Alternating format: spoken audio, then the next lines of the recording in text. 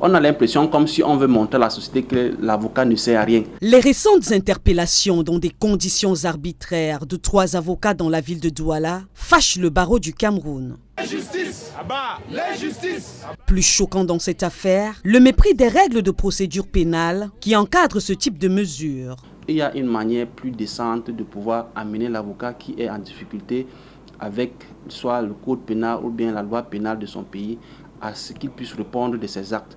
Si l'avocat commet une infraction, c'est plus poli de faire recours à l'ordre des avocats au barreau du Cameroun, où son bâtonnier pourra prendre toutes les dispositions nécessaires pour que cet avocat réponde devant les autorités judiciaires. Ça ne sert à rien de l'humilier. Les faits n'étant pas souvent fondés, les avocats sont pour la plupart du temps arrêtés puis relaxés. Des dérives qui mettent en mal la justice au Cameroun s'indignent les avocats. La justice a besoin des avocats.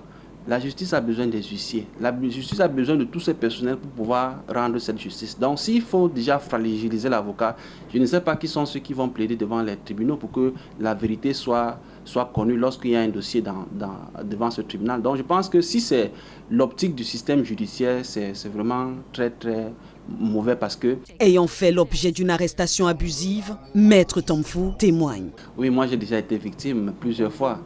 Et je me rappelle mon arrestation, je pense il y a de cela 2 ans, où j'ai même été envoyé en prison. Et ma chance pour moi, c'est que je suis sorti, mais cette procédure est toujours pendante.